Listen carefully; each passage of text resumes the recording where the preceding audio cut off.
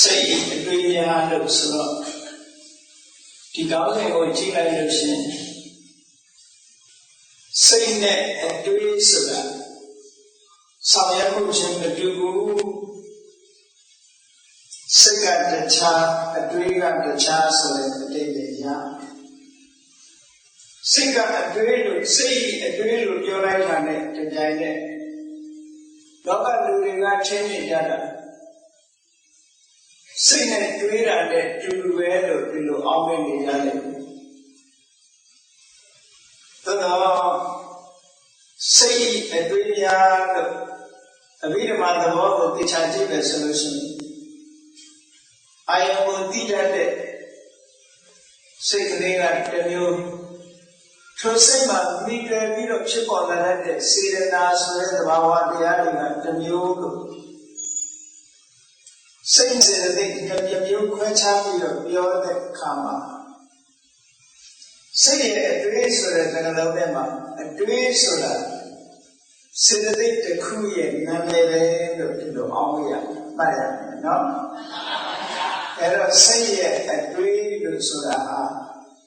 စိတ်ကဆောင်ရွက်တာတော့မဟုတ်ဘူးစိတ်ရဲ့အတွေ့ဆိုတာအားလုံးဘုရားဘာသာဝင်သူတော်စင်တွေကတော့အတွေ့ဆိုတဲ့စကားလုံးကိုပါဠိဘာသာအပြင်အနိစ္စဆုံးပြောရင်ဝိတက်ညာဝိတက်တင်ညာနေလို့အိပ်မပြောဘူးနဲ့လူကြီးတွေပြောတော့ကြားကြလိုက်တယ်နော်ဝိတက်ဆိုတာအတွေ့ကိုပြောတယ်နောက်မဂ္ဂင်၈ပါးထဲမှာကြည့်လိုက်မယ်ဆိုရင်လည်းသမ္မာသင်္ကပ္ပဆိုတဲ့နာမည်နဲ့ဟောထားတာရှိတယ်မှန်ကန်စွာတွေးတောဆင်ခြင်မှုမှန်ကန်စွာတွေးတောခြင်းဆိုတဲ့သမ္မာသင်္ကပ္ပဆိုတာပါအဲ့တော့သင်္ကပ္ပဆိုတာနဲ့ဝိတက်ဆိုတာနဲ့ဟာစကားလုံးချင်းမတူပေမဲ့လို့သဘာဝတရားတစ်ခုတည်းကိုဖော်ပြတာအချင်းတူတူပဲဝိတက်ကိုပြောတယ်အဲ့တော့ဘုန်းကြီးတို့တွေရဲ့စိတ်မှာအတွေးတွေရှိတယ်လို့စိတ်ကတခြားအတွေးကတခြားဒီလိုခွဲခြားပြီးသိဖို့လိုတယ်နော်မှန်ပါဗျာအဲ့ဒီကြတော့စိတ်ကိုဖြူစင်အောင်လုပ်တဲ့အခါမှာတချို့အတွေးတွေကိုထိန်းချုပ်ပေးဖို့လိုအပ်တယ်တချို့အတွေးတွေကိုအားကောင်းအောင်လုပ်ပေးဖို့လိုအပ်တယ်စိတ်တိုင်းမှာတွေးတာမဟုတ်ဘူးဆိုတဲ့အဓိပ္ပာယ်ကိုလည်းဖော်ပြတယ်အတွင်းမဲ့စိတ်လို့ပြောလို့ရှိရင်လူတွေကရုပ်ရဲ့လက်ခံနေမှလက်ခံတယ်။ဟိုစိတ်ဆိုတာတွေးတတ်တာပေါ့မတွေးတတ်တဲ့စိတ်ရလို့မရှိဘူးလို့ဒီလိုထင်ကောင်းတယ်လေနော်။သို့တော့အတွင်းမဲ့စိတ်ဆိုတာအဘိဓမ္မာမှာရှိတယ်။စာပေလိုပြောရင်အဝိတ္တကစိတ်အဝိတ္တကဆိုတာအတွင်းမပါတဲ့စိတ်အဲ့ဒီအတွင်းမပါတဲ့စိတ်ကိုထပ်ပြီးနှမျိုးခွဲတဲ့အခါမှာသဘာဝအဝိတ္တကပင်ကိုယ်ကအတွေးမဲ့တဲ့စိတ်ပြောတာတစ်ခုဘာဝနာဗလအဝိတ္တကကျင့်ဆောင်တဲ့ဘာဝနာစွမ်းအားကြောင့်အတွေးမဲ့သွားတဲ့စိတ်ကတစ်မျိုးလို့ဟောအတွေးမဲ့စိတ်ဆိုတာရှိသေးတယ်နော်မှန်ပါဗျာစိတ်တိုင်းတွေးတယ်လို့မထင်နဲ့မတွေးဘဲနဲ့ငြိမ်းနေတဲ့စိတ်ပြောတာရှိသေးတယ်နော်အဲ့တော့အဘိဓမ္မာလောကရာပြောမယ်ဆိုရင်တွေးတောတဲ့စိတ်ဟာတွေးတောမှုနဲ့ရှင်တွဲပြီးတော့ဖြစ်ပေါ်တဲ့စိတ်ဟာ55မျိုးပဲရှိတယ်။သေယုတ်တွေကိုတော့မပြောတော့ပါဘူး55မျိုးရှိတယ်။အတွင်းမဲ့စိတ်က66မျိုးရှိတယ်။ဟုတ်ကဲ့။အတွင်းနဲ့စိတ်က55အတွင်းမဲ့စိတ်က66တွေးမဲ့စိတ်က66အဲ့ဒီနှစ်ခုပေါင်းလိုက်လို့ရှိရင်စိတ်121ဆိုတဲ့ခဏကိုရမယ်နော်အဲ့တော့လောကကြီးမှာစိတ်တိုင်းမှာတွေးနေတာအတွေးမဲ့စိတ်ဆိုတာကိုဘာသာလဲကလက်မခံဘူးဘုရားမြတ်စွာဘုရားတော်ခါကလာတော့ကဘုရားမြတ်စွာနဲ့တစ်ခေတ်တည်းပေါ်တဲ့နိကန္ထနာတဗုဒ္ဓဆိုတဲ့ဆရာကြီးရှိတယ်ဒီကနေ့အိန္ဒိယမှာတော့ချိန်ဝါဒလို့ခေါ်တယ်နော် ဂျေဝါဒဒီကနေ့အိန္ဒိယနိုင်ငံမှာထောင်းကားနေစေဖြစ်တဲ့ဘာသာတရားတစ်ခုသူတို့စာပေရဆိုရင်တော့မဟာဝီရဝဋ္ဌမာနမဟာဝီရသူနာမည်ကပါဠိစာပေရကြတော့နိခန္ဓနာတဗုဒ္ဓလို့ပြောလို့ခေါ်တယ်အဲ့ဒီနိခန္ဓနာတဗုဒ္ဓကအတွေးမဲ့စိတ်ဆိုတာကိုလက်ခံစိတ်မှန်ရင်အတွေးရှိတယ်လို့လက်ခံတခါတော့ဗုဒ္ဓမြတ်စွာရဲ့ဥပဒကတူဖြစ်တဲ့စိတ်ဓာတ်သူကျွဲစိတ်ဓာတ်သူကျွဲဆိုတာလူတော်လူဝကြောင့်လေသို့တော်လည်းတရားဓမ္မနဲ့ပတ်သက်ပြီးတော့တရားကောင်းကောင်းဟောတတ်တယ်ဟောပြောကောင်းတယ်ပဋိပန္နဉာဏ်ရှိတယ်အဲ့ဒီစိတ်ဓာတ်သူကျွဲဟာဒီခန္ဓာနာတဗုဒ္ဓနဲ့တွေ့တဲ့အခါကျတော့ဒီကဏ္ဍနာတဗုဒ္ဓကမေးတယ်ဂေါတမဘုရားကအတွေးမဲ့စိတ်အဝိတကအဝိတာသာရသမာဓိအတွေးမပါတဲ့သမာဓိရှိတယ်လို့ဂေါတမဘုရားဟောတယ်အတွေးမဲ့စိတ်ဆိုတာဟောတယ်စိတ်ဆိုတာအတွေးနဲ့မှဖြစ်တဲ့အတွေးမပါတဲ့စိတ်ဆိုတာမရှိနိုင်ဘူးဘယ်နဲ့လဲစိတ်ဓာတ်သူကျွဲတခါကြီးရောအတွေးမဲ့စိတ်ဆိုတာအတွေးမဲ့သမာဓိဆိုတာကိုယုံကြည်ရလားလို့ဆိုတော့သူမေးလိုက်တဲ့စကားကိုသိကြကြည့်ယုံရလားလို့မေးတာနော်ယုံကြည်ရလားလို့မေးတဲ့အခါကျတော့စိတ်ဓာတ်သူကျွဲကပြောလို့ဆိုအတွေးမဲ့စိတ်ရှိတယ်ဆိုတာသူမယုံပါဘူးတဲ့အဲ့မယုံပါဘူးလို့ပြောတဲ့အခါကျတော့ဒီခန္ဓာနာတဗုဒ္ဓကကောင်းလေးမော့ခါလေးကော့ပြီးတော့ဘာပြောလို့ဆိုကြည့်ခေါရမရဲ့တတိသားဖြစ်တဲ့ဟောဒီစိတ်ကသူကျွေရကောင်ကအတွေးမဲ့စိတ်ဆိုတာလက်မခံဘူးသူမယုံဘူးလို့ပြောနေတယ်သူကြောက်အောင်ပြောလိုက်သူစကားမှန်တယ်ပေါ့အဲ့ဒီအခါမှာစိတ်ကသူကျွေကဘာရှင်းကြတယ်ဆိုလို့ရှိရင်သူကိုယ်တိုင်ဟာတဲ့ဒုတိယဇန်တတိယဇန်သုခဇန်ဆိုတဲ့သမထချင်းစဉ်တွေကိုကြည့်ပြီးတော့ဒီဇန်တွေကိုရရှိထားလို့ဒီတမာရီမျိုးတွေသူကိုယ်တိုင်အကျဉ်းချင်းရောက်ရှိရရှိခံစားထားတာဖြစ်တယ်။ဒါကြောင့်မို့လို့အတွေးမဲ့တမာတိအတွေးမဲ့စိတ်ဆိုတာသူကိုယ်တိုင်သိတယ်လို့သူကပြောတာယုံတာမဟုတ်ဘူးသူကိုယ်တိုင်သိတာဟုတ်ကဲ့သူမယုံဘူးဆိုတာသူကိုယ်တိုင်သိတယ်။လောကမှာလူတွေကကိုယ်ကိုယ်တိုင်မသိရင်သူပြောနဲ့လက်မခံရဘူးလား။ကိုသိတာမဟုတ်ဘူး။ကိုသိတာမဟုတ်ဘူးဆိုစာထဲမှာပါတယ်ဘယ်သူကပြောတာလို့ဟောဒါနဲ့ပဲလက်ခံရတယ်လေ။အဲ့တော့စိတ်ဓာတ်သူတရားပြောတဲ့သူမယုံဘူးဆိုတာတဲ့အတွေးမဲ့စိတ်အတွေးမဲ့တမာတိရှိတယ်ဆိုတာသူကိုယ်တိုင်အချင်းချင်းရရှိဘူးလို့ကိုယ်တိုင်သိတာဒါကြောင့်မယုံဘူးပြောတာပါလို့ဆိုနိခန္ဓနာတဗုဒ္ဓအဲ့ဒီမှာခြေစားပါပဲစိတ်ဓာတ်သူတရားအလုံးကောက်ချစ်တယ်ဆိုပြီးတော့ဘာလို့လဲလို့ဆိုသူစကားကိုလက်ခံတယ်လို့ထင်သွားတာဟုတ်သူမျက်စိတည်သွားတာစိတ်ဓာတ်သူတရားအလုံးကောက်ချစ်တယ်ငါကတော့မယုံဘူးပြောပြီးတော့အခုကျတော့သူကိုယ်တိုင်သိတယ်လို့ပြောပြန်တယ်အဲ့ဒီတော့စိတ်ဓာတ်သူတွေကသူ့ကိုစိန်ခေါ်တယ်ချဲလဲလုပ်တယ်ပေါ့အခုလည်းဆိုကဲယုံနာနဲ့သိတာတူသလားမတူဘူးလားတူယုံနာဆိုတာကိုမသိပဲနဲ့သူပြောလက်ခံရတာယုံနာကိုယ်တိုင်သိတာကျတော့ယုံနာမဟုတ်တော့ဘူးယုံတဲ့အဆင့်ကိုလုံးသွားပြီဒါကြောင့်ကိုယ်တိုင်သိတာဆိုတော့နိခန္ဓနာတဗုဒ္ဓဘာမှမဖြေရှင်းနိုင်တဲ့နောက်ဆုံးရှုံးပေးလိုက်ရတဲ့တန်ရုပ်ထဲမှာသူတို့ရေးထားတာရှိတယ်နော်အဲ့ဒါကြောင့်မလို့ဘုန်းကြီးတို့တရားချင်းကြတဲ့ပြိဿတို့အတွင်းနဲ့စိတ်ရှိတယ်လို့အတွင်းပဲစိတ်တွေလည်းရှိတယ်ဆိုတာကိုမှတ်ထားမှာပေါ့နော်အဲ့ဒီအတွင်းကိုဖြောင်းနိုင်ရဘုန်းကြီးတို့တွေတွေးတဲ့နာရှိတယ်လို့မတွေးတဲ့နာတွေလည်းရှိတယ်ဒါကြောင့်မို့လို့စိတ်ရဲ့အတွင်းများဆိုတာကိုလေ့လာဖို့လိုတယ် လူတိုင်းကတွေးမှုကြတာကြီးပဲမတွေးတဲ့လူတွေတို့တယောက်မှမရှိ။တာမန်အားဖြင့်အတွင်းမဲ့စိတ်ဒီ10ခုပဲရှိ။အဲ့ဒီ10ခုကဘာလို့ဆိုရင်မျက်စိကမြင်လို့သိတဲ့စိတ်၊နားကကြားပြီးတော့သိတဲ့စိတ်၊အဲ့ဒါနဲ့အားနေသေးနှာခေါင်းက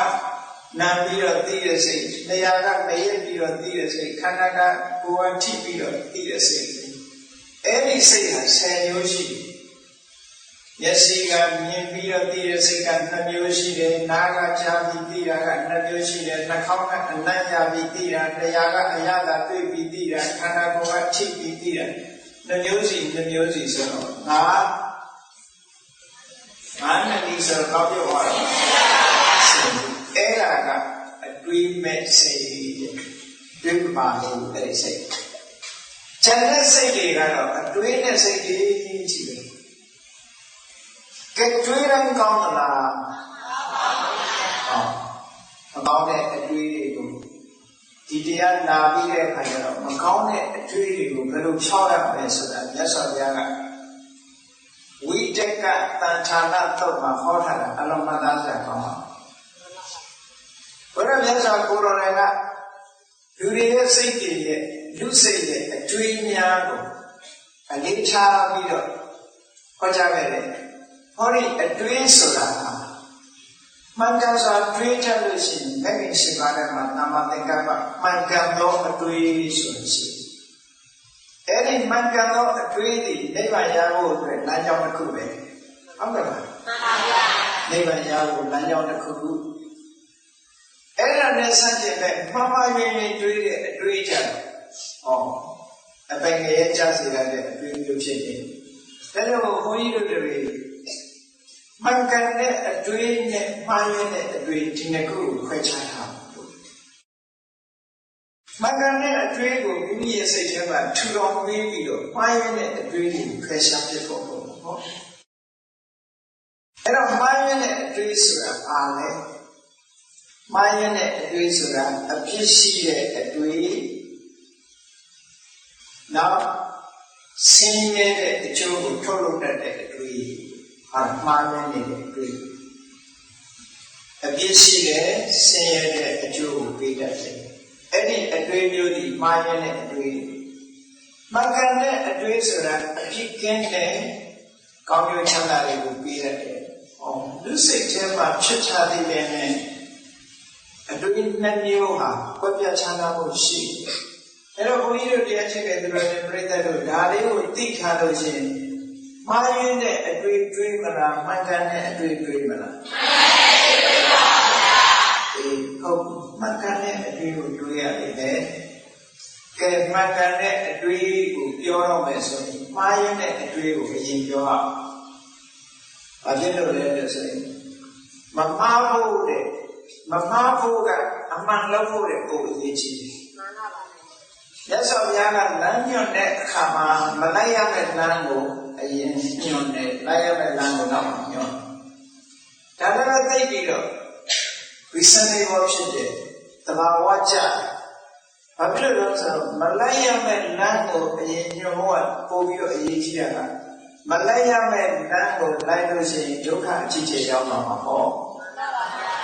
လိုက်ရမယ့်လမ်းကိုမလိုက်လို့ရှိရင်အစင်မပြေရုံပဲရှိတယ်ဒုက္ခကြီးခုနတော့မရောက်နိုင်ဘူးဒါကြောင့်မင်္ဂလာတော်မှာကြည့်လေ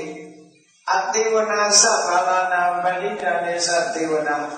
မပေါင်းရဘူးဆိုတာကိုအရင်ပြောတယ်ပြီးတော့မှပေါင်းရမယ်ဆိုတာကိုပြောတယ်မပေါင်းလို့ရတာပုံအရေးကြီးဆိုတော့အစာအာဟာရတစ်ခုမှာအစာတစ်ခုကအစိတ်ရှိနေတယ်အစာတစ်ခုကအစိတ်မရှိဘူးသို့တော့ခန္ဓာကိုယ်ကိုအကျိုးမပြုဘူး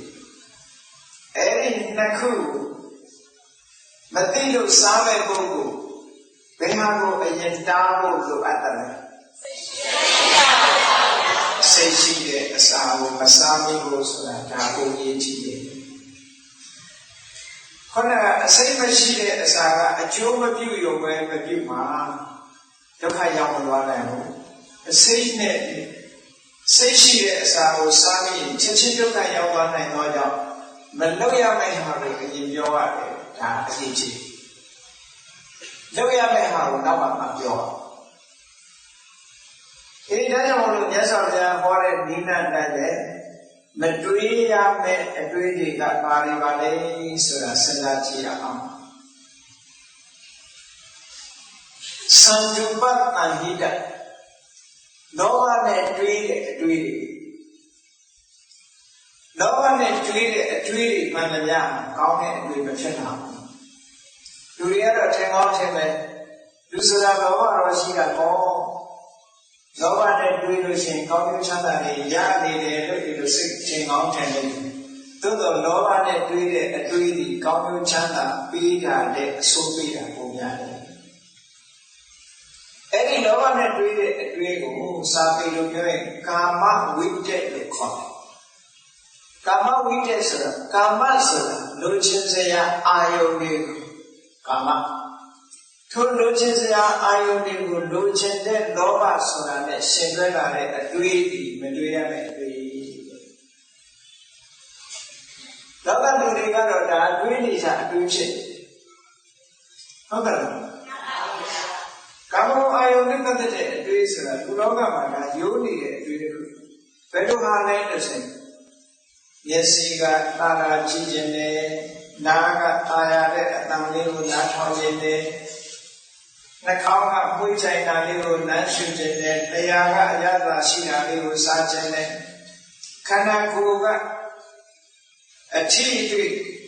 တာယာတဲ့အရာလေးကိုထိတွေ့ခြင်းနဲ့လို့ဟောဒီအတွေးလေးတွေတွေးနေတာကိုကာမဝိတ္တကာမအာယုန်နဲ့ပတ်သက်တဲ့အတွေးလေးဒီအတွေးကအပြစ်ရှိတယ်လို့ပြောတယ်ဘာဖြစ်လို့အပြစ်ရှိတယ်လို့ပြောတော့ဆိုဟောဒီအတွေးတွေးနေတဲ့ပုဂ္ဂိုလ်ဒီအ ਨੇ ဆုံးအသိဉာဏ်မဖြစ်ပေါ်လာနိုင်ဘူးဒါအ ਨੇ ဆုံးအပြစ်အုံနောက်မှာတရားပြောမယ်ဆိုရင်အုံနောက်မှာ block ဖြစ်သွားအသိဉာဏ်မလာနိုင်ဘူးအဲ့ဒီအတွေးတွေးလို့ရှိရင်မှန်ကန်တဲ့အသိဉာဏ်တစ်ခုမရနိုင်ဘူးဒါကြောင့်ကာမိသန္တာဆိုတာဒီနိဝရဏကိုခေါ်တယ်လောဘနဲ့ရှင်တွဲလာတဲ့အတွက်ကြောင့်ဒီအတွေးဟာလည်းလောဘနဲ့ရှင်တွဲနေတဲ့အတွေးဖြစ်တဲ့အတွက်ကြောင့်ကာမလောဘဆိုတဲ့သဘာဝတရားဟာနိဝရဏကောင်းတဲ့တရားတွေကိုမဖြစ်ပေါ်နိုင်အောင်ဆုပ်ပိတ်ပြီးထားရတယ်ဒါလည်းမကဘူးပညာယဒုက္ခရိကရဏောအသိပညာတွေအားနည်းသွားစေတတ်တယ်ဉာဏ်ပညာတွေကိုအပြော့သွားစေတယ်ဒီတွေးတွေးလို့ရှိရင်ဒါအ ਨੇ ဆုံးအဖြစ်ပဲဟုတ်ကဲ့အသိပညာရဖို့ရကအတ္တမအရေးကြီးတယ်အသိပညာမရနိုင်အောင်ဟောဒီလောဘကအားပြော့သွားစေတာမို့သူ့ကိုနိဝရဏအဲ့ဒီလောဘနဲ့တွေးလာတဲ့ရှင်းလာတဲ့အတွေးဟာလည်းပဲအသိဉာဏ်ကိုအားပြောစေတာပဲဒါကြောင့်မို့လို့ကာမဝိတ္တလို့ဆိုတဲ့လောဘနဲ့ရှင်တွဲလာတဲ့အတွေးဒီမတွေးရမယ့်အတွေးပါဒီအတွေးကိုမထိန်ချုပ်နိုင်ဘူးဆိုရင်မဖြစ်နိုင်တော့မထိန်ချုပ်နိုင်လို့ရှိရင်ထိုလောဘတွေကြီးထွားလာပြီးတဲ့အခါကျနောက်ဆုံးမှာရာဇဝမှုတွေကျူးလွန်လာတဲ့အထိကိုယ်ပစ္စည်းတွေမကသူများပစ္စည်းကလိုချင်တယ်ဆိုတာထိအောင်ဖြစ်လာတယ်လောကမှာဒီလိုချင်တဲ့လောဘတွေကအတွေးကြောင့်ရှင်သန်ထွားကြိုင်းလာတာဖြစ်တယ်တွေးပြီးလေပိုးလိုချင်လာနေတယ်ဟုတ်ကဲ့ပါစဉ်းစားလေလောဘကအရှိန်တက်လေစဉ်းစားလေလောဘအရှိန်တက်လာနေတယ်ဒါကြောင့်ဒီအတွေးချင်းဒီအဝိဇ္ဇအပြစ်ရှိတဲ့ဒုက္ခဝိပါကဆင်းရဲတဲ့အကျိုးတွေကိုပေးဒုက္ခလို့ဆိုတဲ့နေရာမှာပြဿနာတွေခက်ခဲတွေကြုံရတဲ့ဓာတ်ဆိုတော့နော်အဲ့ဒါတွေကိုဖြစ်ပေါ်စေနိုင်တယ်ဒါကာမဝိတ္တလို့ခေါ်တယ်စာပေကလောဘနဲ့ရှင်တွဲလာတဲ့အတွေးမျိုးဟာမတွေးလိုက်တဲ့အတွေးတစ်ခုတဲ့ဒါတစ်ခုမှတ်တာလောဘနဲ့ပတ်သက်လာလို့ရှိရင်ပစ္စည်းလိုချင်မှုပုဂ္ဂိုလ်နဲ့ပတ်သက်ပြီးခင်မင်မှုစသဖြင့် လောဘနဲ့ရှင်တွဲလာတဲ့အတွေးမှန်သမျှဒီကောင်းကျိုးချမ်းသာတဲ့ဆင်းရဲဒုက္ခအကျိုးပေးတယ်နောက်တစ်ခုမတွေးတဲ့အတွေးကဘာလို့ဆိုရင်ဇာဘာထဝိတက်ဒေါတုပတ္တန်ဟိတဒေါသနဲ့ရှင်တွဲလာတဲ့အတွေးကဲရချက်ကြရတဲ့ပြိတ္တတွေကိုယ့်အစဉ်းစားကြည့်စိတ်ဆိုးတဲ့အခါတွေးတဲ့အတွေးနဲ့စိတ်ကြီးနေတဲ့အခါတွေးတဲ့အတွေးတူရလားတူပါဘူးဗျာ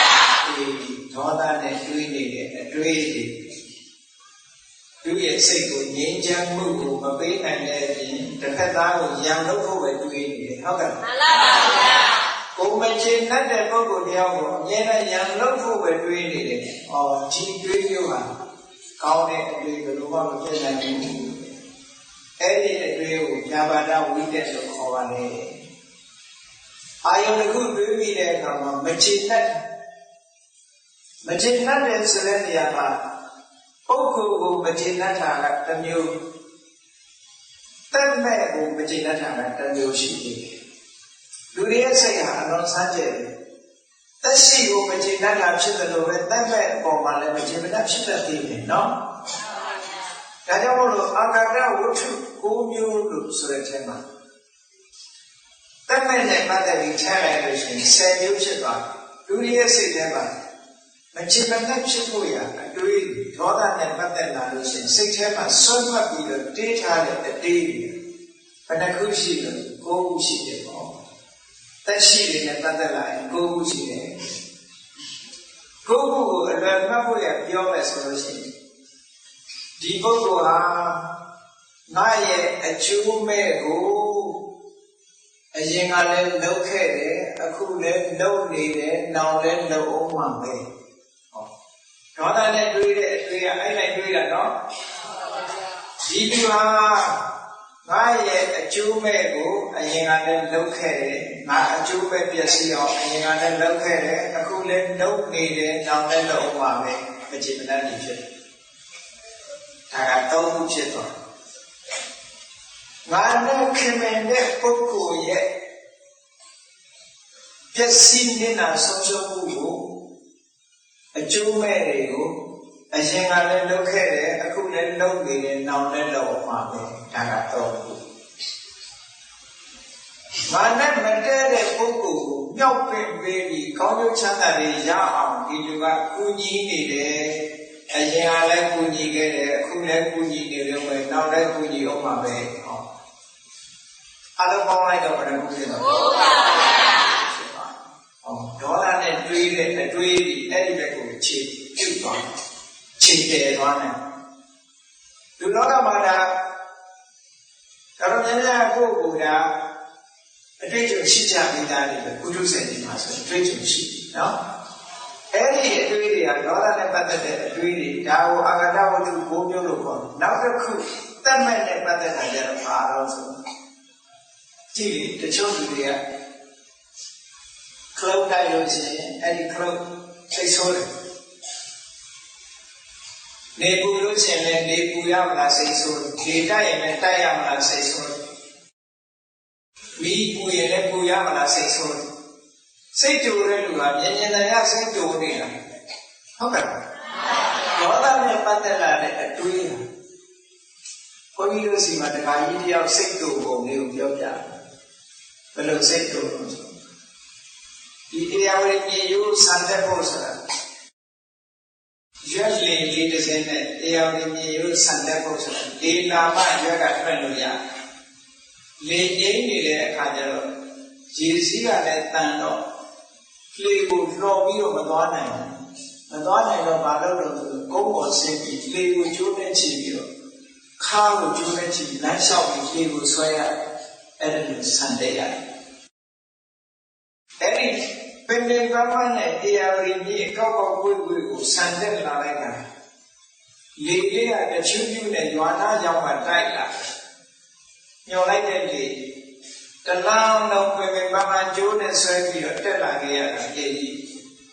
ရွာသားရောက်တဲ့အခါကျတော့လေလာတော့ကဲဒီခုမှတိုက်ရကောင်းလားလို့ဆိုပြီးတော့လက်ထူပြီးတော့ရွာကျော်ပြီးရွက်နဲ့ရွာတဲ့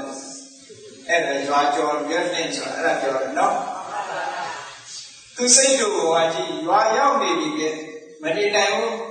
လေကိုစိတ်ဆိုးလို့လည်းအဲ့ဒါရွက်တွန့်ပြီးတော့ရှေ့ကျော်တက်သွားဒါလည်းမကဘူးဒကာကြီးပြောက်ကသူကမန္တဆင်တယ်မန္တဆင်တဲ့အခါမှာတကောင်းတစ်ခုဆိုတော့လေကမြူးတတ်တာအေးမန္တဆိုတာရင်တော့စက်ကူလေးကတ်နဲ့လောက်ရတာဆိုတော့လေတိုက်တယ်ဆိုရင်စက်ကူကလည်းလောလောနဲ့လွတ်တတ်တာဟုတ်မန္တဆင်းနေတဲ့အချိန်မှာတော်လေးကြဖိထားလိုက်လေကတိုက်လွတ်သွားလိုက်ဖိထားလိုက်လေကတွဲ့သွားလိုက်ကျတော့စိတ်တူတော့အနာနာရှိတဲ့ဓမ္မနဲ့ထားပြီးလေကိုခုတ်တယ်စိတ်တူပြောအဲ့ဒါကိုအဋ္ဌာနာဘောဓလို့ခေါ်တယ်ကြောင်းမဟုတ်တဲ့တရားမဟုတ်တဲ့နေရာစိတ်တူတာဟောဗျာပါဒဝိတ္တဆိုတာအဲ့ဒါမျိုးဖြစ်စေတယ်နော်ဗျာပါဒဝိတ္တအဲ့ဒီအတူမျိုးကလည်းမတွေးတဲ့ဟာပဲနောက်တစ်ခုကဝိမိတဝိတ္တဆိုတာသူတစ်ပါးတွေကိုညှင်းဆဲဖို့တပ်ဖြတ်ဖို့အကျိုးမဖြစ်အောင်လုပ်ဖို့သူတစ်ပါးဒုက္ခရောက်အောင်လုပ်ဖို့ဆိုတဲ့အတွေးတွေးသူကိစ္စကားနဲ့ပြောရဲဆိုတာအချောင်းနဲ့မှလို့တွေးတာပေါ့နော်သူများဒုက္ခရောက်အောင်တွေးတဲ့အတွေးမျိုးတွေကိုဝိညာဉ်ဝိတ္တလို့ခေါ်တယ်အဲ့ဒီအတွေးမျိုးဟာလည်းမတွေးတဲ့အတွေးတွေပဲကဲစိတ်ရဲ့အတွေးတွေမှာဒီလိုအတွေးမျိုးတွေမရှိဘူးလားရှိပါတယ်ဗျာဒါကမတွေးလိုက်တဲ့အပြစ်ရှိတဲ့အတွေးတဲ့ဆင်းရဲဒုက္ခကိုပေးတတ်တဲ့အတွေးဒီအတွေးတွေးလို့ရှိရင်တွေးသူကိုယ်တိုင်လည်းဒုက္ခရောက်တယ်သူနဲ့ပတ်သက်လာတဲ့ပုဂ္ဂိုလ်လည်းဒုက္ခရောက်တယ်ကောင်းကျိုးချမ်းသာရဖို့အကြောင်းရှိတယ်ဒါကြောင့်မို့ဒီ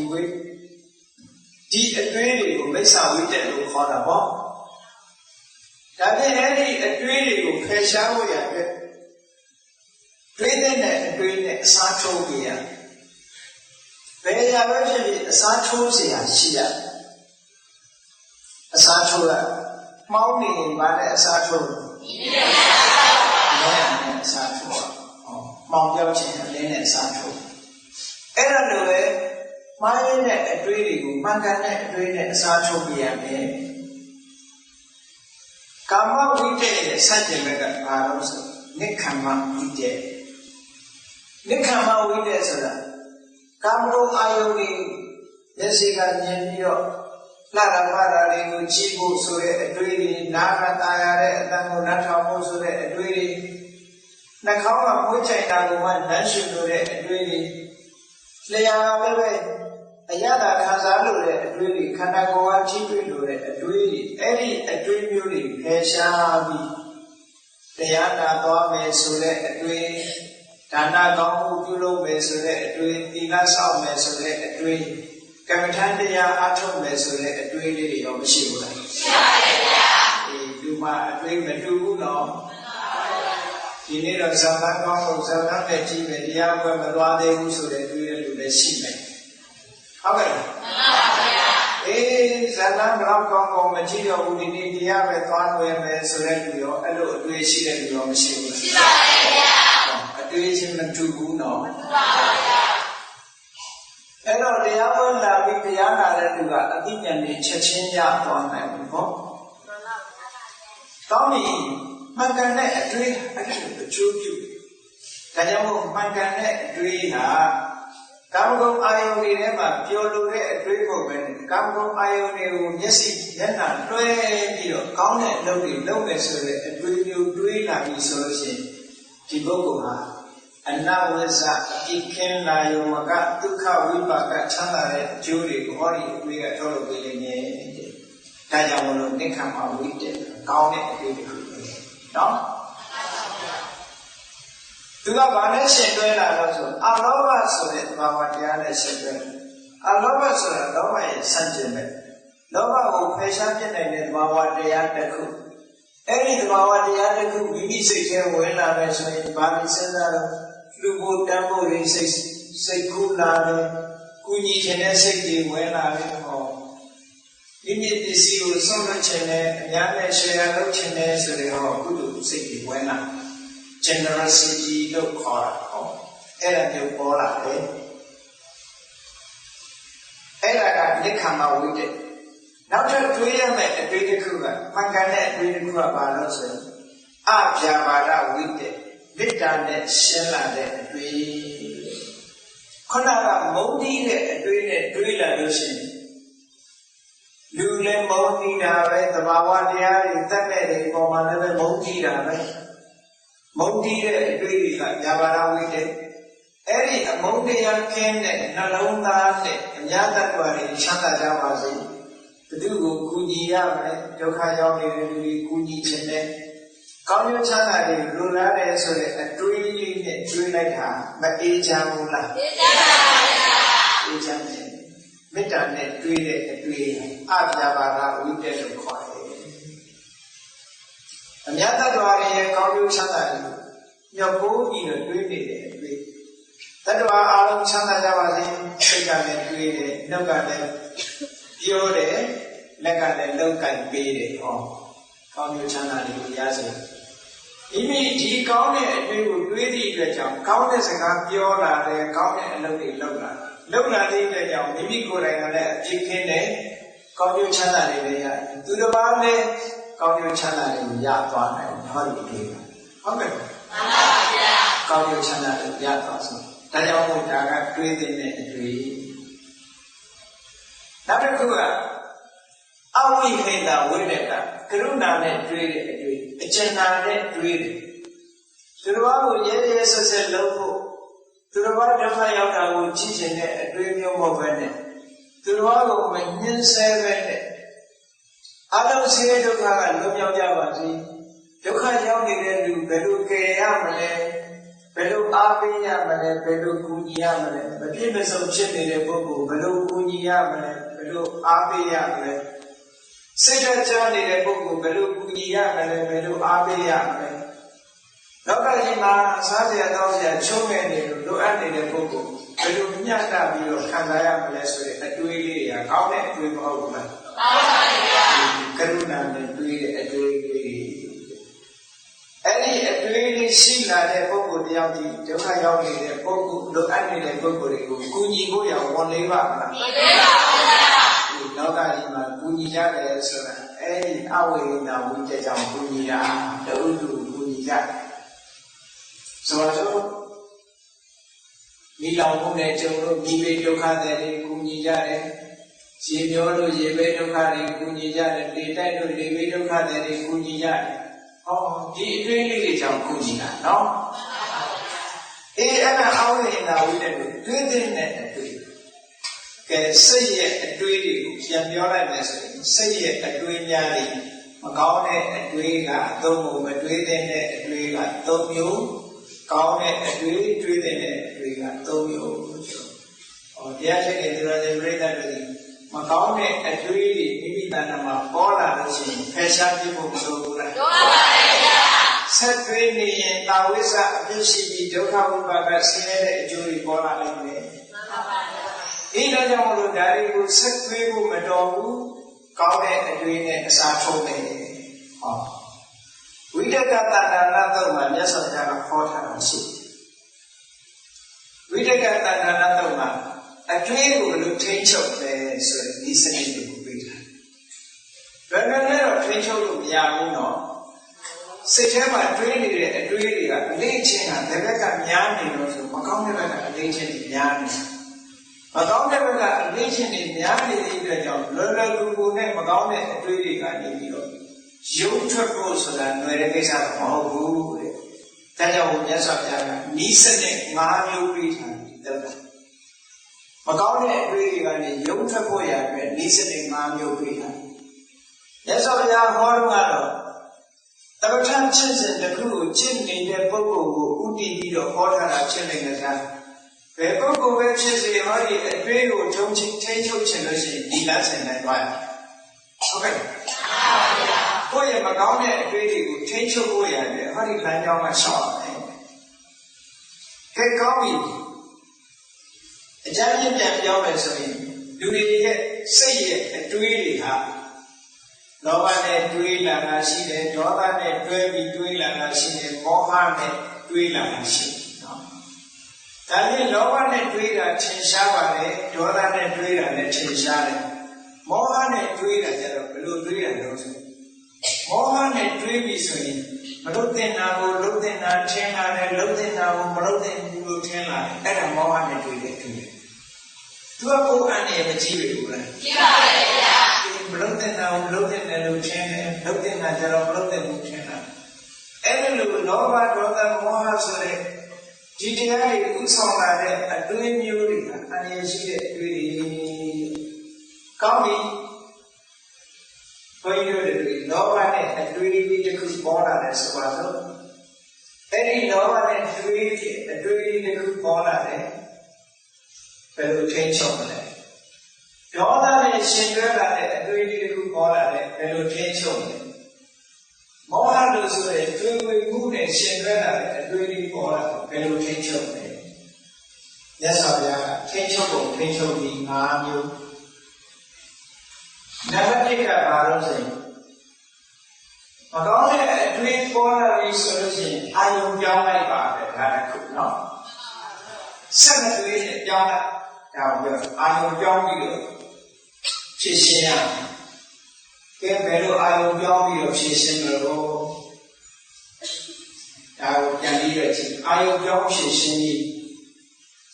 ဆိုတော့လူတရားပေါ်မှာတာယာစဉ်ဖြစ်ပြီးခင်တွဲလာတယ်လောဘနဲ့တွေးတဲ့အတွေးဆိုတော့ဒီခင်ကတာမီပေါ်မှာချစ်ခင်တွဲတာတုံးတူချစ်ကြတယ်ခင်ရတယ်ဆိုတော့တတ္တဝါတွေပေါ်မှာနောက်ဆုံးမှာခွေးကလေးကောင်ပုံမွေးထားတဲ့ခွေးလေးပေါ်မှာကြောင်ကလေးတွေပေါ်မှာခင်တွဲတာကအစတာယာစဉ်နဲ့လောဘဖြစ်လာပြီးသက်ရှိတတ္တဝါပေါ်မှာတာယာစဉ်ဖြစ်လာပြီးလောဘနဲ့တွေးအတွေးတွေဝင်လာပြီနော်ဝင်လာရင်ဘယ်လိုရုပ်ထွက်မလဲ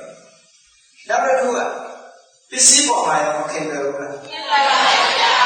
ဒီဇိုင်းလာလာလေးနဲ့လောဘတန်းစာလေးဆိုရင်မကိုင်ရဲ့မဝေးရဲ့ဖြစ်ဟုတ်လားအဝတ်စားဆိုတဲ့ fashion အသစ်ထွင်ထားတဲ့ဟာလေးဆိုလို့ရှိရင်မဝေးရဲ့အသုံးရက်ကလေးချက်တာပစ္စည်းမှာနှစ်ပြောသူများကိုင်ကြည့်တယ်တော့ကြိုက်ဘူးတချို့စီရောစာပေါ်မှာတွေ့တာပေါ့သူများကိုင်ကြည့်ရင်ကိုကြိုက်ဘူးဟုတ်ကဲ့ခုတရှိကိုလည်းမကြိုက်တာမျိုးရှိသေးတယ်နော်အဲ့ဒါကသင်္ခါရပေါ်မှာတွေ့တာလေလို့ခေါ်တယ်အဲ့တော့ဆိုလိုတာကကိုကြီးရှင်းအောင်ပြောမယ်ဆိုရင်သက်ရှိပေါ်မှာတွေ့တာကနဲ့သက်မဲ့ပေါ်မှာတွေ့တာတဲ့အတွေ့နှမျိုးချင်းလာတယ်သက်ရှိပေါ်မှာလောဘနဲ့တွေ့လာတဲ့တွေ့တာတဲ့အတွေ့ကိုဘာနဲ့ဖြောင်းသက်မဲ့အပေါ်မှာတွေ့တာလာရင်ဘာနဲ့ဖြောင်းရသော်ဘုရားကနံပါတ်1အာယုံပြောင်းပြီးတော့ဖြောင်းကဲအာယုံပြောင်းဆိုဘယ်လိုပြောင်းရမလဲဆိုတော့တူတယောက်ပေါ်မှာချစ်ခင်တဲ့စိတ်တွေပေါ်လာပြီဆိုလို့ရှိရင်ရသော်ဘုရားကပါပေးလို့ရှိရင်အတုပကမ္မထာနဲ့ဖြောင်းအောင်အတုပဆိုလို့ရှိရင်မြန်မာပြည်မှာတော်နားမယ်နော်အတုပဆိုတော့မတာချတာအောင်မေ့အဲ့ဒီလိုပြောတာမဟုတ်ဘူးနော်အတုပနဲ့ဖြောင်းတယ်ဆိုတာဥပမာပဲလူတယောက်ပေါ်မှာလှတယ်ချောတယ်လို့တွေ့တာလာပြီဆိုလို့ရှိရင်မလှဘူးမချောဘူးရုံစရာကောင်းတာတွေကိုတွေးပါဒါပြောတာအဲ့ဒါဆိုလို့ရှိရင်ဒီအတွေးကထွက်သွားနိုင်တယ်ဆိုပါစို့လူတယောက်ပေါ်မှာတာယာစဉ်ရှိနေစားမအောင်မင်းတွေ့တာနေတာကစပြင်းကိုတွေ့တာလားမွေးရင်းကိုတွေ့တာလားခြေသေးလက်သေးကိုတွေ့တာလား32ခေါ်တာဖြတ်ချကြည့်လိုက်လူပုံသဏ္ဍာန်ပြောက်တော့စံပင်မွေးရင်းခြေသေးလက်သေးသွားအရင်အသားအကျော်အယိုးချက်စီတစ်ခုစီတစ်ခုစီအသိဉာဏ်နဲ့ဖြတ်ကြည့်လိုက်မယ်ဆိုရင်တွေ့တာစရာရှိသေးတယ်ရှိပါပါဗျာအဲ့ဒီနည်းနဲ့ဖြောင်းအောင်လူတယောက်ပေါ်မှာတာယာစဉ်ဖြစ်ပြီးတွဲလာပြီးဆိုရင်အဲ့ဒါနဲ့ဖြောင်းအောင်အဲ့ဒါနဲ့မဖြောင်းလို့ရှိရင်ဘာဖြစ်လို့ဆိုရင်တာယာစဉ်ကြီးကကူတဲ့ကူလာပြီးတော့လောကမှာကာမတဏှာဆိုတဲ့ကြီးဟာအကူဆုံးကိုပြောတာပေါ့ဘယ်လိုလောင်လို့ကိုယ့်ရဲ့နှလုံးသားကိုလောင်ဟုတ်ကဲ့လားမှန်ပါဗျာမိလောင်တာကအပြင်မှာလောင်တာကတစ်ခုတော့ဒါကမိတတ်တယ်မသိတဲ့မိလောင်ရှင်ထဲမှာလောင်တဲ့မိဒီကနော်အေးနောက်ဆုံးဘလောက်ကြီးအောင်အန္တရာယ်ပေးလို့ဆိုစူးစိုက်လို့ကိုယ့်ကိုတတ်သိတဲ့အထိဟောဒီကြီးကတောင်းကျွမ်းသွားတယ် ဒါကြောင့်မလို့တာမန်မဟုတ်မပေါ့ဆတယ်ကြည်ကြီးရအဲ့ဒါကြောင့်မလို့မြတ်စွာဘုရားကအဖြေတွေပေးထားတယ်ဘုရားမြတ်စွာလက်ထက်တော်ခါကာလတော့ကဝိင္ကိတဆိုတဲ့ရဟန်းတော်လေးတစ်ပါးငယ်ငယ်လေးလေးသာသနာ့ဘောင်ဝင်လာတာမြို့ရဲလာတဲ့ဆောင်းငံသွားဆောင်းငံသွားရင်ကနေပြီးတော့ဇက်ကုံတွေပေါက်များလို့ချိလိုက်ပြီးတဲ့အခါကျတော့ကျိုးစင်းကကပ်ပါတဲ့အာယုန်တွေကိုမြင်လာတော့စိတ်ထဲမှာတွေ့တာတဲ့စိတ်ကြီးပေါ်လာခဏကလူချင်းတဲ့လောဘအတွေးတွေနဲ့တွေးလာပြီတွေးလာကြတဲ့ကသူကတတိချောင်းလိုက်တယ်အော်ဒီအတွေးရတော့ငါဒုက္ခပြီးတော့မှာပဲဒုက္ခပြီးတော့မှာပဲဆိုပြီးတော့သူ့ရဲ့ဆရာရှင်အာနန္ဒာစီပြေးသွားပြီးတော့ရှင်ပြားတဲ့တပည့်တော်ရဲ့ရင်ထဲမှာရာဂပေးတွေလောင်းနေပါပြီတဲ့ဘာနဲ့လောက်အောင်တော့ဘာနဲ့နှင်းရမလဲမိလောင်နေပြီတဲ့စပြီးဟုတ်ကဲ့မှန်ပါပါအဲ့ဒီမိလောင်တာကိုမိမထင်ဒုက္ခရောက်မှာနော်မှန်ပါပါဗျာရှင်ထဲမှာမိလောင်နေပြီတဲ့အဲ့ဒါကိုဘာနဲ့နှင်းရမလို့ဆိုရှင်နန္ဒပြောဒီဘောင်းနဲ့နင်းအမှတ်မှားနေလို့ဒီလိုဖြစ်တာပါတင်ညာယဝိပရိယေတာစိတ်တန်တေဒိဋ္ဌရှိမင်းစိတ်ဟာမိလောင်ခံနေရတာမင်းအတွေးမှားနေပြီတဲ့အတွေးမှားတယ်ဆိုတာမလာတာကိုလာတယ်ချင်းတာဒါအတွေးမှားတာဟုတ်မလာဘူးရောစရာကောင်းတယ်သူရဲ့ခန္ဓာကိုယ်ဟာဘလောက်ရောစရာကောင်းတယ်လဲဆိုတာကိုယ့်ကိုမညာမတာကြည့်ကြည့်မနဲ့မိုးလင်းလို့ရှိရင်ပြေသွားကိုင်းတဲ့ချက်ဝင်ဟုတ်လားမှန်ပါပါဗျာဘာလို့ကမျက်နှာသိရတယ်တော်တိုင်ရတယ်အငြိကြီးတွေဆွမ်းရတယ်သိက္ခာရများရှင်းသေးလားရှင်းပါဗျာကဲကောင်းတာလို့ဆိုလို့ခန္ဓာကိုယ်ထွက်လာတဲ့ဟာသိက္ခာတဲ့တကူမှမရှိဘူးသို့တော်လည်းတွေ့တာနေတာပဲဒီခန္ဓာကိုတေချာစဉ်းစားကြည့်လိုက်လို့ရှိရင်သိက္ခာစီခန္ဓာကိုယ်ထွက်လာလို့ပွေးလို့ကြိုက်လို့ဒါလေးကတော့ပလင်းလေးနဲ့ထည့်ပြီးထားအောင်ပါပဲဘူးလို့ယူအောင်တကူမှမရှိဘူးဟုတ်ကဲ့မှန်ပါဗျာတကူမှမရှိဘူးတိတ်တိတ်ကုန်ဆုံးပြရတာလေးကြည့်ပဲကုန်တကူမှမရှိဘူးတေချာစဉ်းစားတာအတုကစဉ်းစားတယ်ဆိုတာအဲ့ဒါကိုပြောတာမတင့်တယ်တာကိုစဉ်းစားတာကိုပြောမတင့်တယ်တာကိုစဉ်းစားကြည့်လေလူတွေကထွင်းစားတဲ့အခါကျတော့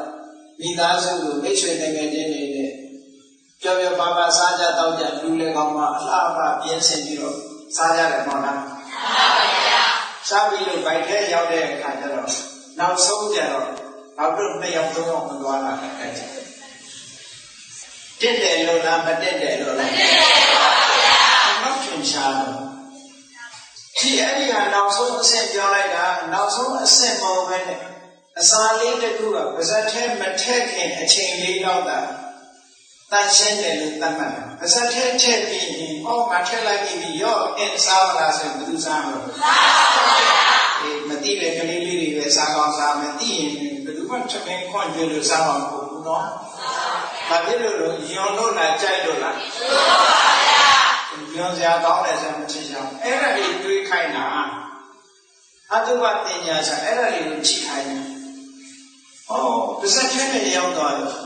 ကတိရဲ့ချင်းချားလာကြည့်လိုက်ပါလူတွေရဲ့ပါဇက်ထဲမှာတတွေးတွေရှိတယ်အမလေးပါဇက်ထဲမှာရှိတော့ဘူးမှမယုံဘူးမျိုးချနေကြတယ်ပဲကိုယ်တတွေးကို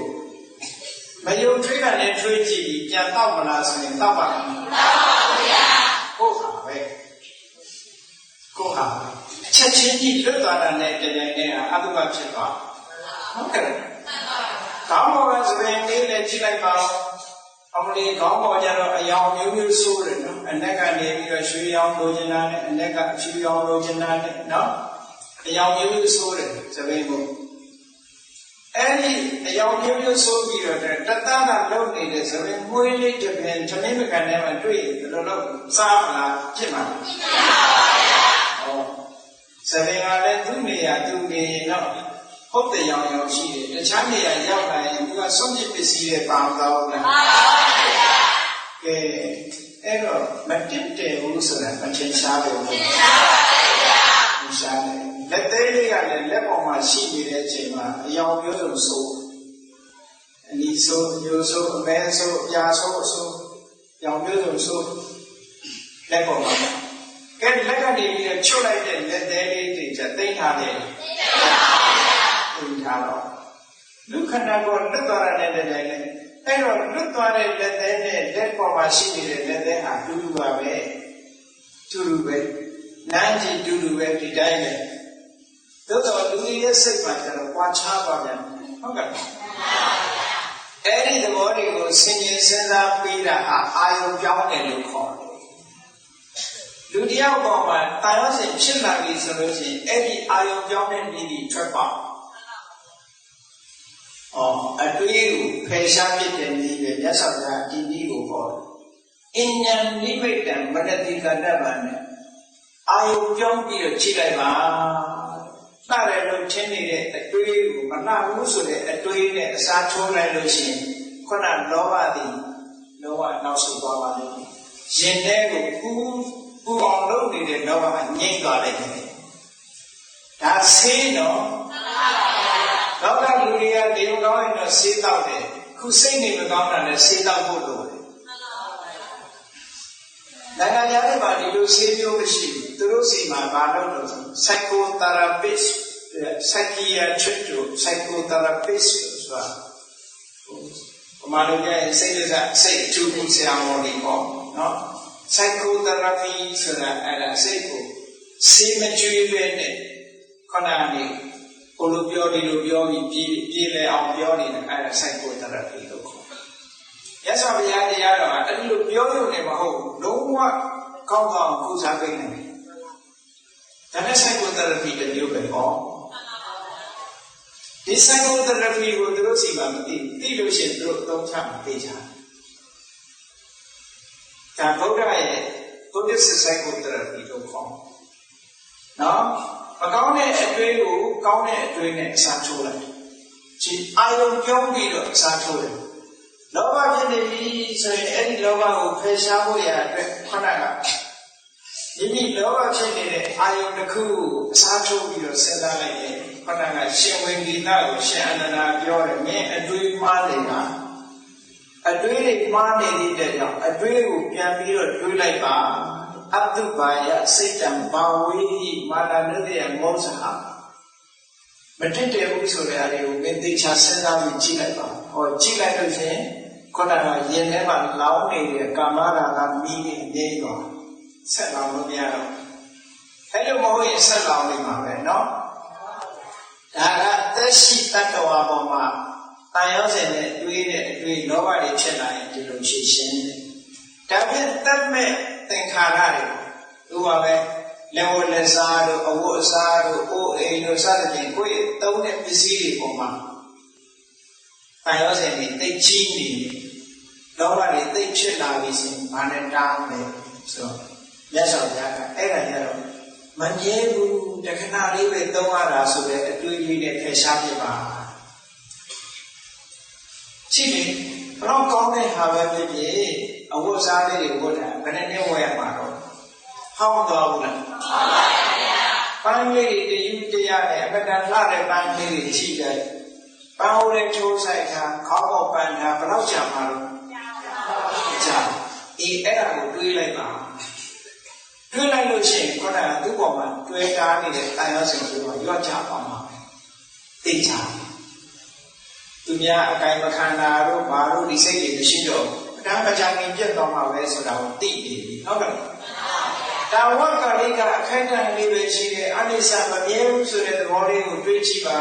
တဲ့ဒါလေးဟာဒီပန်းလေးကထာဝရလှနေမှာမဟုတ်ဘူးမကြံခင်လေးတွေနွမ်းသွားမယ်မနွမ်းခင်ကအသုံးချမှာပဲဆိုတဲ့အကျိုးပဲရှိဟုတ်ကဲ့အဲ့တော့မကန်ရက်တို့မထီရက်တို့မစားရက်တို့မဝတ်ရက်တို့ရှိအောင်မလားမရှိပါဘူးသင်္ခါရပေါ်မှာဖြစ်လို့ရှိရင်အဲ့ဒီဟာနဲ့ဖယ်ရှားပြပါဒါကလောဘနဲ့တွေးတဲ့အတွေးကိုဖယ်ရှားပြီးတခါကဲဒေါသနဲ့မုန်းတိတဲ့အတွေးတွေတွေးတတ်တယ်သူကဒေါသနဲ့တွေးတဲ့အခါမှာလည်းမုန်းတာကသက်ရှိပေါ်မှာမုန်းတာဖြစ်တယ်လို့သက်မဲ့ပေါ်မှာလည်းမုန်းတတ်တယ်ကဲဒါပြင်သက်ရှိပေါ်မှာမုန်းတဲ့စိတ်ပေါ်လာလို့ရှိရင်ဘာနဲ့တွေးလဲဘာနဲ့ဖြည့်ရှင်းမလဲဆိုရင်မြတ်စွာဘုရားမေတ္တာပွားလိုက်တာ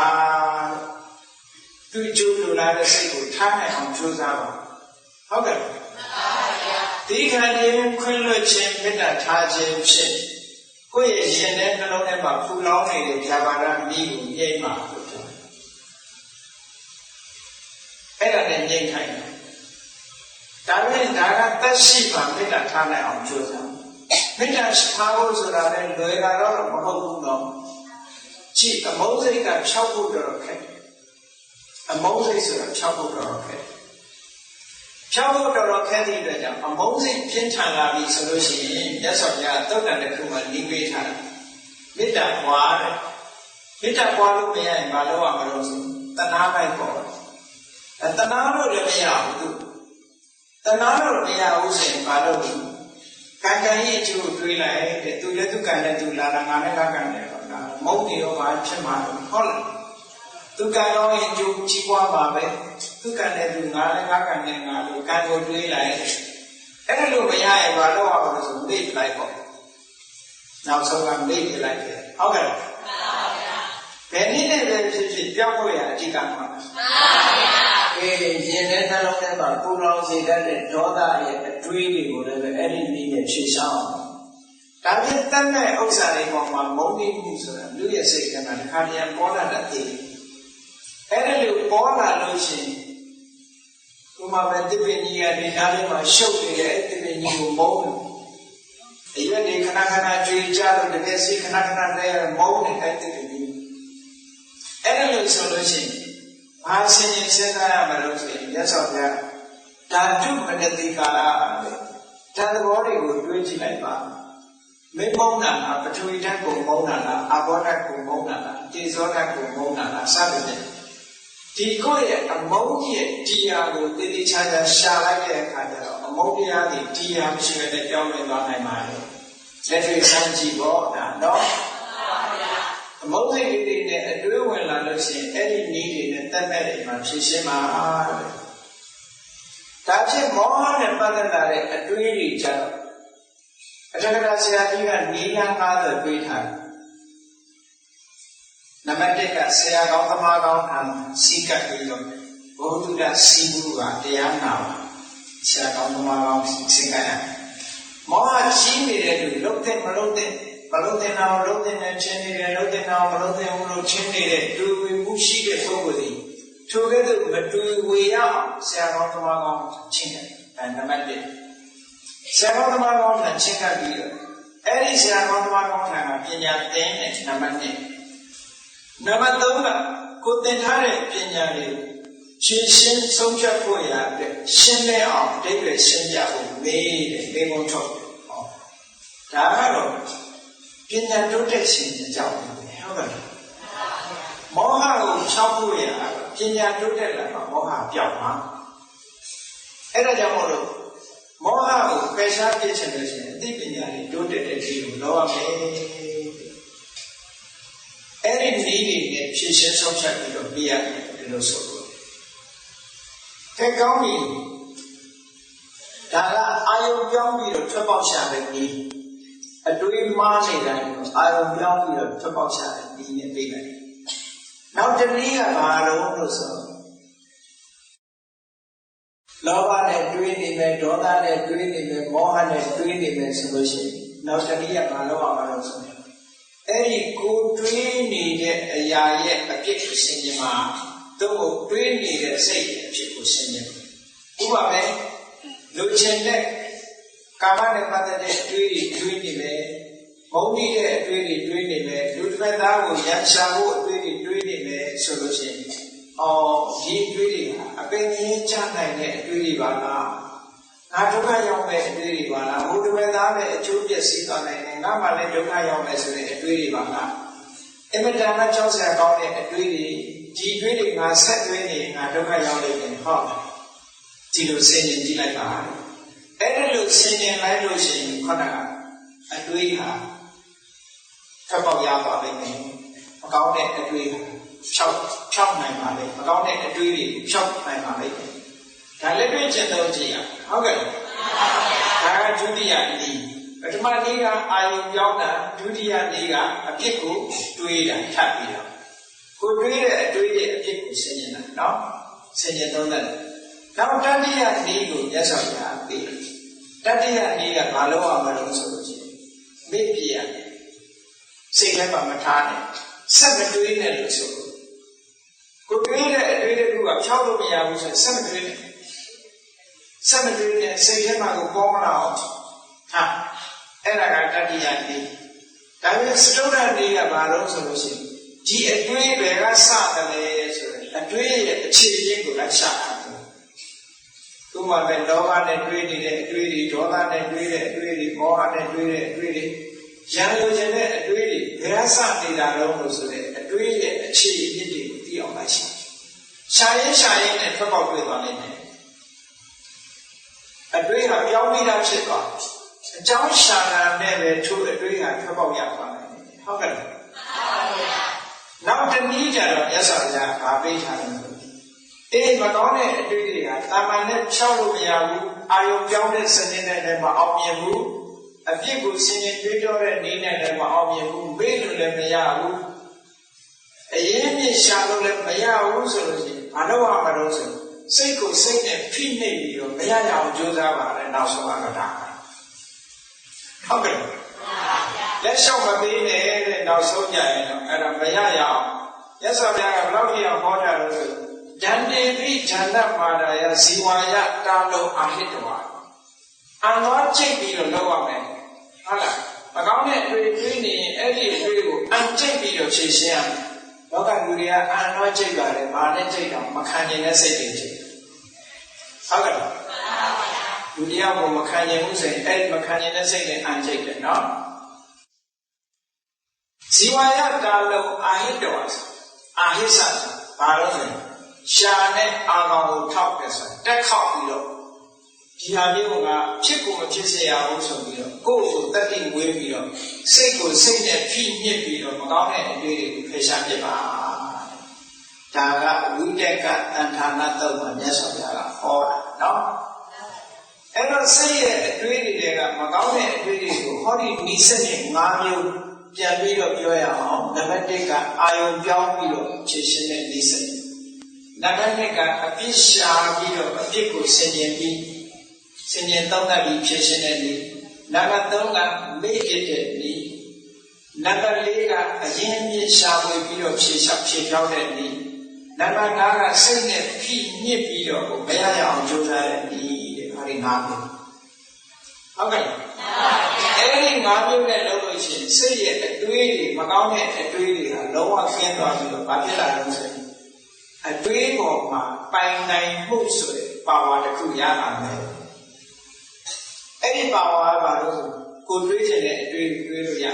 ကိုမတွေးချင်တဲ့အတွေးမတွေးတော့ဟောလောက်ကောင်းအခုကမတွေးချင်တဲ့အတွေးတွေတွေးနေရတယ်မဟုတ်လားမှန်ပါပါဒီအတွေးမကောင်းမှမသိဘူးလေတွေးနေတယ်ဟိုမှာတရေကြောက်တဲ့ဒီကညတရေကြီးလာတဲ့တွေးနေတာပဲကြောက်စရာအတွေးတွေတွေးနေတာပဲလူတွေကဟုတ်ကဲ့လားဘာဖြစ်မှညာဖြစ်မှတွေးပြီးတော့တွေးနေတဲ့အတွေးတွေကိုယ်တွေးရကိုယ်ပြန်ချောက်ကိုမတွေးချင်တာလည်းတွေးနေရတယ်ချိုးရအကြောင်းကောင်းကြီးတော့စောင်းကောင်းဖို့ချိုးရေးချွေးပြန်လို့မတွေးချင်တဲ့အတွေးတွေတွေးပြီးအဲဒီတော့အခုလို့ဒီနည်းစနစ်တွေနဲ့ရှင်းသုံးပြီးတော့အတွေးကိုပယ်ဖြောင်းနိုင်မယ်ဆိုလို့ရှိရင်တဲ့အဲ့ဒီပုဂ္ဂိုလ်ဟာအတွေးပေါ်မှာစိုက်တတိရသွားပြီးတော့ကိုတွေးချင်တဲ့အတွေးကိုတွေးမယ်ကိုမတွေးချင်တဲ့အတွေးကိုမတွေးဘဲနေလို့ရသွားနိုင်တယ်လေ့ကျင့်ပြီးတော့ယူကြည့်ဟုတ်ကဲ့အဲ့ဒါကနံပါတ်1အကျိုးအဲ့ဒါလို့ရသွားပြီဆိုရင်ဘာဖြစ်လာလို့ဆိုလို့ရှိရင်တဏှာကိုတွေ့တာမှုတွေအလုံးကိုလည်းဖယ်ရှားနိုင်တယ်။တာယောစင်တွေလည်းကျင်းသွားလိမ့်မယ်။နောက်ဆုံးမှာအထင်မြင်ဆိုတဲ့မာမနာတွေအလုံးကျသွားလို့ရှိရင်ဒုက္ခဟူသမျှလောလွတ်သွားတယ်။ဒါမြတ်စွာဘုရားဟောထားတဲ့နောက်ဆုံးကဒုက္ခအလုံးကလွတ်သွားလိမ့်မယ်။ဒုက္ခတွေဘယ်ကရနေတာလဲ။ဟောဒီအတွေးတွေကရနေတယ်။နေ့စဉ်နဲ့အကြီးလူတွေကတွေးနေကြတာမဟုတ်လား။မှန်ပါဗျာ။အဲ့ဒီအတွေးတွေကြောင့်ဒုက္ခရောက်နေတာအဲ့ဒီအတွေးတွေကိုမကောင်းတဲ့အတွေးတွေကိုဖယ်ရှားပြစ်လိုက်နိုင်တာနဲ့ပြပြတဲ့တဏှာကိုလည်းဖယ်ရှားနိုင်မယ်။တာယောဇဉ်တွေကိုလည်းကင်းအောင်လုပ်နိုင်တော့မယ်။မာနတွေကိုလည်းဖယ်ရှားပြစ်နိုင်မယ်။အဲ့ဒီတဏှာတွေမာနတွေတာယောဇဉ်တွေကင်းသွားပြီဆိုလို့ရှိရင် လူလောကမှာကြုံရတဲ့ဒုက္ခမှန်သမျှတန်တရားထဲမှာကြုံရတဲ့ဒုက္ခမှန်သမျှလုံးဝအဆုံးသတ်သွားပါလိမ့်မယ်ဒါဟာစိတ်ရဲ့အတွေးများနဲ့ပတ်သက်တဲ့ဘုရားမြတ်စွာဟောကြားတဲ့ဝိတက်ကတန်ဌာနသုတ်တာတရားဒေသနာဖြစ်ပါတယ်။အဲကြောင့်တရားချင်းကသူတော်စင်ပြိတ္တတို့သည်နေ့စဉ်နဲ့အမျှမိမိတို့တဏ္ဍာမှာဖြစ်ထားရှိတဲ့စိတ်ရဲ့အတွေးများအတွေးမဲ့စိတ်အတွေးနဲ့စိတ်ရှိနေတဲ့ထဲကအတွေးနဲ့စိတ်တွေကထိုအတွေးတွေကိုမှန်ကန်တဲ့အတွေးကိုတွေးခြင်းဖြင့်၎င်းမှားရတဲ့အတွေးတွေကိုဒီလမ်း၅ပဲဖြင့်ဖြည့်ရှင်းခြင်းဖြင့်၎င်းအတွေးတွေကိုထိန်းချုပ်နိုင်ပြီးဆင်းရဲဒုက္ခကိုကိုယ်စီကိုယ်ကအဆုံးသတ်အောင်ကြိုးစားအားထုတ်နိုင်ကြပါစေကုန်သတည်း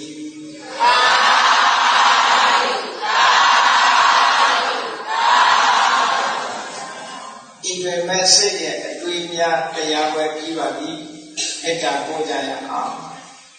တတ္တဝါများစွာဝိယံဝါသံသာကြပါစေတတ္တဝါများစွာဝိယံဝါသံသာကြပါစေမေတ္တာရေချမ်းစေချမ်းမာစိတ်ချမ်းသာဒုရဆန္ဒပြေပါလေဩလန္တဒုက္ခပင်ကစားမေတ္တာပုံနေလူသင်္ကမမနောတရတိတဝေတံဘဝယံဒုက္ခနကမေတ္တာပုံနေလူသင်္ကမစုပေါင်းကိုအပိတ္တရဟုရောင်ယူပါဝင်ဝေလာမင်းနှင့်ရောင်ရင်ရှဲယုံပေါင်းဆောင်ရခြင်းကြောင့်သဗ္ဗေတံကျွမ်းမဲ့ဩတုံလုံးစုံများစွာတတ္တဝါတို့၏မနောတရတိပြည့်မြဲဖြစ်စဉ်အေးကြည်လင်းသည့်ရေစဉ်ပြည့်ပြင်းစိတ်နှလုံးဤဟုသောရေအိုင်ဤအတွင်း၌ဒုက္ခပင်ရာစင်တော်ရအေးမြจิตတာတာယာပွင့်လုံးချမ်းသာဒုက္ခတည်ဟုသောဘုဒ္ဓရာဇာမန်တို့သည်ဩလန္တဝန္တရှင်မြူဝမုံလူလည်းရဲ့ကြည်တူဝဲကြုံဖူးပွင့်ညအောင်သည်ဖြစ်၍ဒုက္ခရကတရားလေးတဲ့ရောရှက်သင်ကြပိတိတိဟုသောယမန်တို့သည်ဘဝ